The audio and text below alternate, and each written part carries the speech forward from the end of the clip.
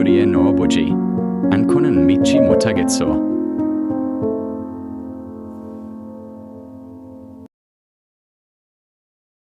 여러분과 함께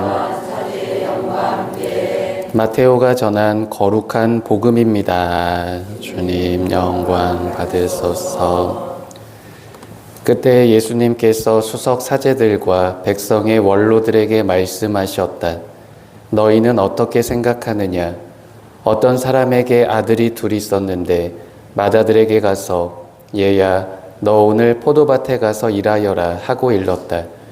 그는 싫습니다 하고 대답하였지만 나중에 생각을 바꾸어 일하러 갔다. 아버지는 또 다른 아들에게 가서 같은 말을 하였다. 그는 가겠습니다 아버지 하고 대답하였지만 가지는 않았다. 이 둘 가운데 누가 아버지의 뜻을 실천하였느냐? 그들이 맏아들입니다 하고 대답하자 예수님께서 그들에게 말씀하셨다. 내가 진실로 너희에게 말한다. 세리와 창녀들이 너희보다 먼저 하느님의 나라에 들어간다. 사실 요한이 너희에게 와서 의로운 길을 가르칠 때 너희는 그를 믿지 않았지만 세리와 창녀들은 그를 믿었다. 너희는 그것을 보고도 생각을 바꾸지 않고 끝내 그를 믿지 않았다. 주님의 말씀입니다.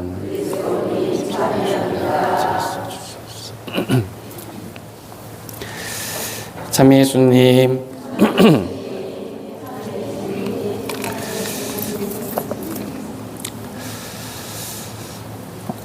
오늘의 복음은 우리가 너무나 잘 알고 있는 복음이죠. 두 아들에 관한 이렇게 말씀을 하고 계신데 맏아들은 가서 일하라고 하니까 처음엔 싫습니다 했지만 나중에 생각을 바꿔서 일하러 갔고, 그죠? 그리고 둘째 아들은 가겠습니다 해놓고 안 갔잖아요, 그죠? 사실은 이 두 아들의 비유를 보면서 저도 형하고 저하고 딱 둘이거든요. 그래서 보면 항상 저희 형이 생각나요. 형은 싫어요 하면서도 다 했던 것 같고 저는 앞에서 아유 해야죠 하면서 뒤에 가서는 다 안 했던 것 같기도 하고, 그래서 나를 지칭하는 복음인가? 라고 이렇게 생각이 들 때도 있는데 사실은 이 복음을 통해서 우리가 알 수 있는 것은 좋은 것으로 변화되어야 한다. 또 실천하는 것이 중요하다.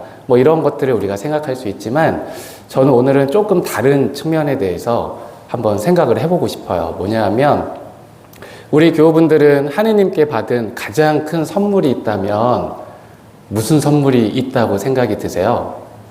내가 이렇게 살아보니까 이거는 그래도 내가 가장 큰 선물로 받은 것 같다. 이렇게 생각이 드시는 거. 없어요? 있긴 있으시죠?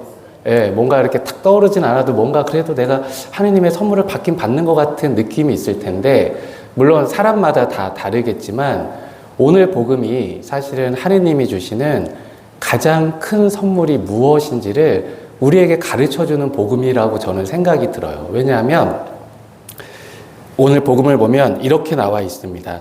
맏아들에게 가서 얘야 너 오늘 포도밭에 가서 일하여라 하고 일렀다. 그는 싫습니다 하고 대답하였지만 나중에 생각을 바꾸어 일하러 갔다. 여기서 물론 중요한 것은 생각을 바꿨다는 것도 중요하겠지만 사실 더 중요한 것은 뭐냐면 제가 느낄 때는 나중에, 이 나중에라는 말이 사실은 부정적인 것도 있지만 우리가 하느님께로 받은 가장 큰 선물 중에 하나가 이 나중이라는 말씀인 것 같아요. 뭐냐면 큰아들이 생각을 나중에 바꾸기까지의 시간을 사실은 하느님이 허락해 주셨다는 것이죠. 그죠?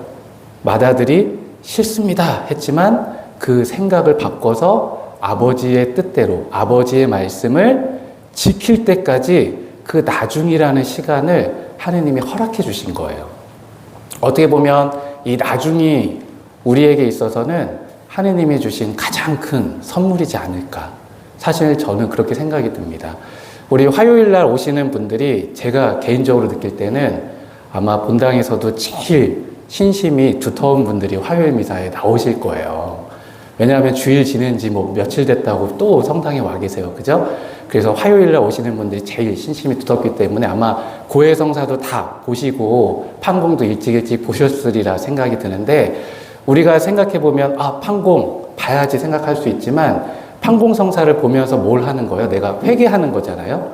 회개하고 깨끗한 마음으로 하나님께 돌아가는 것이잖아요. 근데 생각해보면 내가 성사를 볼 때까지 하느님이 우리를 기다려주고 계셨어요. 역으로 생각해보면 그냥 시간이 됐으니까 본 게 아니라 내가 회개하고 주님 저 잘못했으니까 용서해 주십시오 라고 회개하고 생각을 변화할 때까지, 그 나중의 시간까지 하느님은 우리를 기다려주시고 또 그 시간을 허락해 주셨다. 그것을 우리가 느낄 수 있다면 내가 지금 얼마나 큰 하느님의 선물을 받고 하느님의 사랑을 받고 있는 사람인지를 우리가 생각해 볼 수 있다는 것이죠. 나중에 봐야지 하다가 성탄 전에 많이들 보세요. 사실 부활 때보다 성탄 때 훨씬 더 많은 분들이 성사를 보십니다. 왜냐하면 한 해가 지나가는 의미가 있어서 그런지 더 많은 분들이 성사를 봐요. 근데 생각해보면 한 해가 지날 때 그냥 봐야 되는 게 아니라 한 해를 또 기다려주신 거죠. 쟤 언제 성사 보고 나한테 돌아올까? 언제 회개할까? 그래도 그 시간을 하느님이 끊임없이 허락해 주시고 그 나중에 생각을 바꿀 수 있는 그 나중의 시간을 우리에게 계속해서 허락해 주고 계시다는 것. 이것이 얼마나 큰 하느님의 선물이고 하느님의 사랑일까. 사실은 저는 요즘에 그런 생각을 참 많이 하게 돼요. 그래서 오늘 하루 나쁜 짓 하지 말자. 그래도 행복하게 살자. 왜냐하면 나중이라는 시간이 지금은 허락된 것 같지만 그래도 언젠가는 그 시간의 유효기간이라는 것도 있을 거 아니에요. 그죠? 그렇다면 오늘 하루를 내가 기쁘고 행복하게 살 수 있을 때 그래도 하느님이 나를 많이 기다려 주셨구나. 나에게 많은 기회를 주셨구나. 나를 위해 많은 것들을 배려해 주셨구나. 그러한 것들을 느낄 수 있을 때 사실은 우리가 하느님을 더 사랑할 수밖에 없고 하느님 앞에 더 겸손할 수밖에 없는 우리 신앙인들이 될 수 있겠죠. 그래서 하느님은 항상 이 마다들이 생각을 나중에 변화할 때까지 기다려주신 가장 큰 사랑을 우리에게 보여주고 계시다는 것.